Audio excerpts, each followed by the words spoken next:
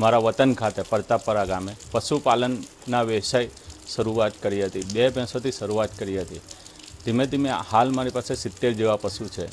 ગીર ગાયનું મહત્ત્વ સમજ્યા પછી અમે ગીર ગાયોનું એક ગૌશાળા બનાવી અને સરસ મજાની ગૌશાળા બનાવી। એમાં અમે ગાયનું દૂધ, દહીં, છાશથી શરૂઆત કરી હતી।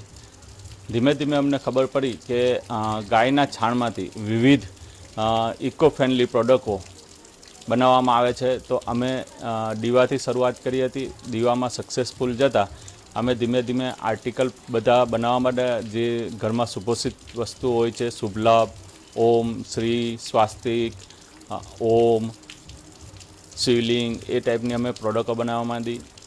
ત્યાર પછી અમને ગાયના છાણમાંથી ઇકો ફ્રેન્ડલી ગણપતિની મૂર્તિ બનાવવાની ટ્રેનિંગ લઈ અને અમે ઘરના જ મેમ્બરથી ગણપતિની શરૂઆત કરી, ઇકો ફ્રેન્ડલી ગણપતિ બનાવવાની। એમાં સક્સેસ જતાં ગણપતિની મૂર્તિની ડિમાન્ડ ખૂબ વધવા માંડી।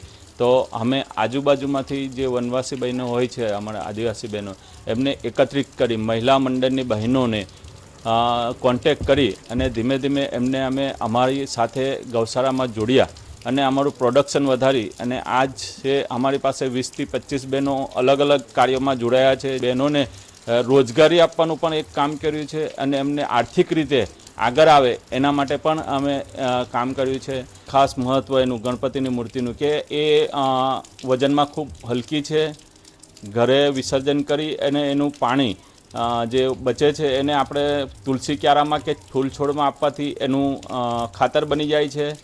એ પર્યાવરણને નુકસાન નથી કરતું। આ મૂર્તિને નદીમાં બી વિસર્જિત કરો તો પણ કોઈ નુકસાન નથી અને ઘરે પણ વિસર્જન આરામથી આ મૂર્તિ કરી શકાય છે। તો મારા માટે એ બહુ જ ખુશીની વાત છે કે મારી પ્રોડક્ટો મારા કસ્ટમર દ્વારા બહાર પણ જઈ રહી છે। રાજ્ય સરકાર દ્વારા મને જિલ્લા કક્ષા અને રાજ્ય કક્ષાના પણ એવોર્ડ મળેલ છે। આત્મા ફાર્મર એવોર્ડ પણ મને મળેલ છે।